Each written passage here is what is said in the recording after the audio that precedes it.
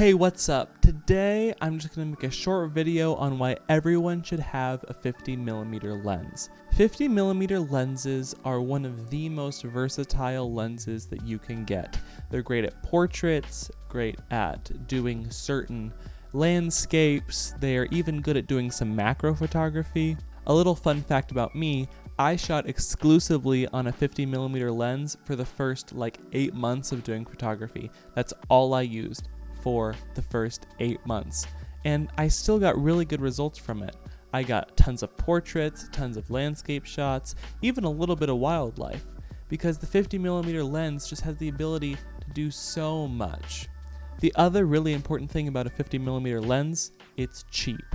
The 50mm 1.8 from Canon for the EF mount is like $100, and for the RF mount is only $200. These are some of the cheapest lenses you can buy, and you can get off-brand versions like the Yongnuo version that I used for a very long time before I got the actual Canon version for like $50 from Amazon. These are great values if you want to get into doing portraiture.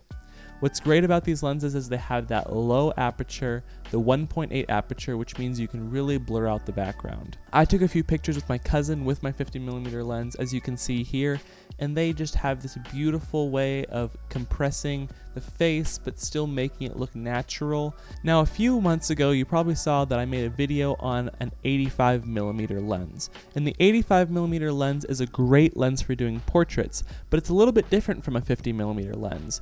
On an 85, you can really blur out the background and get it really compressed in on the face. A 50mm lens is a little bit more environmental. You can see a little bit more of the background. It feels a little bit more natural. If you want a little bit more natural portraits, then you probably would rather use a 50mm lens than an 85. Now, nowadays, a lot of people are going for 35mm lenses and 24mm lenses to get an even wider angle to show more of the surrounding areas. But if you want the best of both worlds, the compression that you get like in an 85, but kind of the more environmental portrait that you get with like a 35, a 50 is just a good compromise. It's a good place in the middle where you can kind of do both. You have enough compression to get like full body pictures, but you also have a wide enough angle to where you can kind of include the background in your pictures. The other great thing about a 50mm lens with that low aperture is you get good low light performance.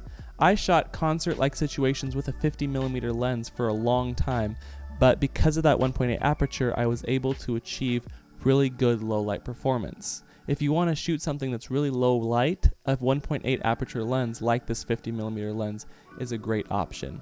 50mm lenses are available on almost all systems for really cheap, and if you want to spend more money, you can get like a 1.4 or a 1.2, which lets in even more light and gets you even more depth of field, but those range quite a bit more expensive.